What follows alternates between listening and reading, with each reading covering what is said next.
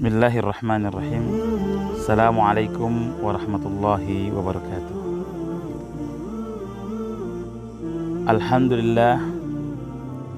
Alhamdulillahi kafa. Wassalatu wassalamu ala rasulillahil mustafa wa ala alihi wa ala ashabihi wa man saru ala nahjihi waqtafa, amma ba'd. Suatu kali Syekh Ali Tantawi ditanya oleh salah seorang orang yang hadir di dalam majelis taklimnya. Ditanya, "Ya Syekh, adakah satu ungkapan yang sangat berkesan dalam hidupmu yang sampai detik ini engkau senantiasa mengingatnya?" Maka Syekh Ali Tantawi berkata, "Laqad qara'tu aksar min 70 aman." Saya telah membaca kitab lebih dari 70 tahun, dan ada satu ungkapan yang sangat berkesan bagiku, yaitu ungkapan dari Syekh Ibnu Qayyim al-Jauzi rahimahullah. Beliau mengatakan, "Inna masyaqqatat ta'ah tadhhab wa thawabuha baqi." Sesungguhnya derita orang yang taat kepada Allah Subhanahu wa ta'ala itu akan pergi beberapa menit setelah dia selesai melakukan ibadah tersebut. Akan tetapi pahalanya dan ganjarannya senantiasa menunggunya nanti di yaumil qiyamah. Artinya tidak ada yang sia-sia. Kebaikan yang kita kerjakan tidak akan ada yang sia-sia. Al khairu la yubla. Kebaikan yang engkau kerjakan tidak akan pernah usang. Kita mengerjakannya di usia kecil akan kita dapatkan nanti di akhirat. Kita kerjakannya ketika kita remaja, kita akan dapatkan nanti di akhirat. Ketika kita mengerjakannya di usia tua, kita akan menemui juga nanti di yaumil qiyamah.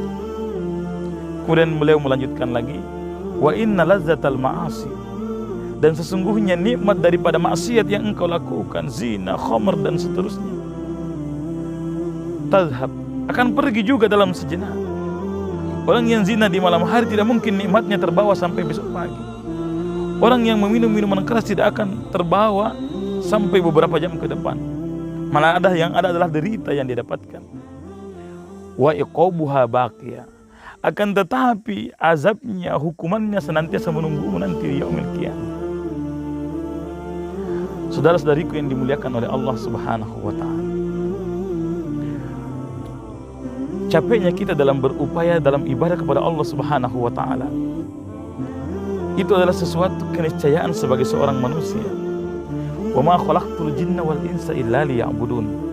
Kita harus menyadari dan merefleksikan diri kita bahwasanya kita diciptakan oleh Allah Subhanahu wa ta'ala untuk di muka bumi ini tidak lain kecuali beribadah kepada Allah Subhanahu wa ta'ala. Dan dalam kehidupan ini penuh dengan ujian. Perseteruan antara ayahanda kita Adam alaihissalam dengan iblis laknatullah alaih itu bermula ketika masih di surga, dan itu akan berlanjut di dunia. Ketika sudah tidak ada ayahanda kita tapi ada keturunannya yang senantiasa akan aku ganggu mereka, kata iblis. Aku akan membuat mereka berbelok ke kiri dan ke kanan, tidak mengikuti jalan yang lurus yang Allah tuntunkan dalam kitab-kitab yang telah Allah turunkan dan para rasul yang telah Allah utuskan. Maka mari kita mengingat pesan Nabi Muhammad SAW kepada Abu Dzar Al-Ghifari. Nabi mengatakan, "Ya Abu Dzar, ahkim ala safina fa innal bahru amik." Kuasailah perahu, atau di riwayat yang lain, jaddidis safina fa innal bahru amik. Perbaharuilah senantiasa perahumu, karena lautan yang akan engkau seberangi sangat-sangat dalam. Iman kita harus senantiasa kita perbaharui. Al-imanu yazidu wa yanqus, yazidu bit-ta'ah wa yanqus bil ma'siyah. Imanmu harus senantiasa kau perbaharui di setiap hari, karena iman itu bertambah dan berkurang. Bertambah karena ketaatan kepada Allah dan berkurang karena maksiat kepadanya. Kemudian yang kedua,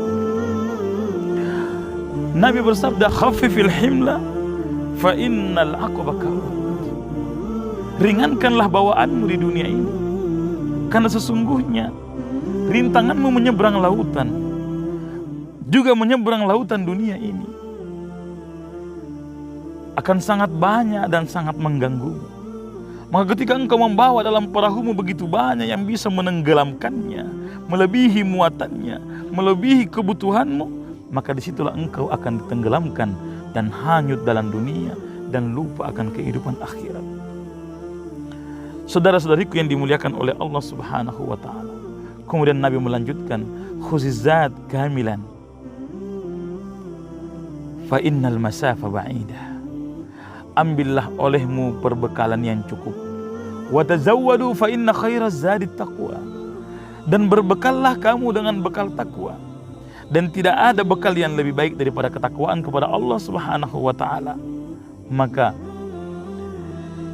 ketika urusan dunia kita disuruh oleh Allah untuk mengurangi di luar kebutuhan kita, maka untuk kebutuhan akhirat kita disuruh oleh Allah mengambil tazawwad, ambil sebanyak-banyaknya. Karena perjalanan untuk negeri akhirat ini sangat panjang dan jauh. Perjalanan untuk kehidupan akhirat ini sangat abadi. Kehidupan dunia sangat sedikit dan sangat ringkas, singkat dan pendek. Maukah kita menggadaikan kehidupan yang abadi di sana dengan kehidupan yang begitu singkat di dunia ini, seakan-akan kita ini akan hidup selamanya? Ketahuilah bahwasanya banyak orang yang mengumpulkan begitu banyak kenikmatan dunia, namun dia belum menikmatinya, tapi dia sudah dipanggil oleh Allah Subhanahu wa ta'ala. Kalaulah generasi anak-anak kita yang kita tinggalkan adalah anak yang taat kepada Allah, yang mengerti salatnya, yang mengerti kewajibannya kepada Allah Subhanahu wa ta'ala, maka alhamdulillah. Tapi kalau yang kita tinggalkan adalah generasi yang tidak mengenal Tuhannya, yang tidak mengenal Allah, maka yang terjadi adalah harta yang engkau kumpulkan berpuluh-puluh tahun sehingga menumpuk, justru dihabiskan dalam ketidaktaatan kepada Allah Subhanahu wa ta'ala, justru dihabiskan dalam kemaksiatan. Na'udzubillahi min dzalik. Kemudian yang keempat, yang terakhir adalah wa akhlisil amal fa innan naqid basir. Ikhlaskanlah engkau dalam beramal. Ikhlaskanlah seluruh yang engkau kerjakan karena Allah. Jangan menunggu pujian dari orang. Jangan nunggu ibadah nunggu banyak orang. Jangan menunggu ibadah karena orang mau memuji atau tidak memuji, tapi beribadahlah karena Allah Subhanahu wa ta'ala. Tanamkan sifat zuhud dalam diri kita, karena orang yang zuhud beribadah bukan karena puji. Dipuja dan dipuji bagi mereka adalah sama dengan celaan. Justru pujian bagi mereka kadang-kadang menjadi sesuatu yang menakutkan, membuat seseorang itu lalai dari Allah Subhanahu wa ta'ala. Sebajak apapun amalanmu, ketika tidak ada keikhlasan di dalamnya, maka tidak ada nilainya di sisi Allah Subhanahu wa ta'ala. Rubba amalin kabir yusaggiruhun niyah. Berapa banyak amalan yang banyak kita bangun, membangun masjid dan seterusnya, membangun jalan, membangun panti asuhan, tapi menjadi kecil karena niat yang rusak di dalam hati. Wa rubba amalin sagir yukabbirhun niyah. Dan berapa banyak amalan yang kecil tapi menjadi besar karena niat yang tulus karena Allah Subhanahu wa ta'ala. Dalam kisahnya Sufyan Ats-Tsauri, bahwasanya beliau justru yang beliau lihat dalam mimpinya di depan mizannya Allah Subhanahu wa ta'ala, beliau diselamatkan di depan mizan Allah dengan pahala pemberian sepotong roti kepada orang miskin. Padahal waktu itu dia juga sangat butuh untuk memakan makanan itu. Anak dan istrinya menunggu, tapi keikhlasan dalam dirinya lah yang membuat sepotong roti itu lebih mahal dan lebih berharga daripada masjid yang pernah dia bangun. Ini mungkin yang dapat saya sampaikan. Semoga menjadi refleksi dalam kehidupan kita, agar kita senantiasa memperbaiki keimanan kita, memperbaiki hubungan kita dengan Allah Subhanahu wa ta'ala. Hadanallahu wa iyyakum ajma'in. Jazakumullah khair. Assalamualaikum warahmatullahi wabarakatuh.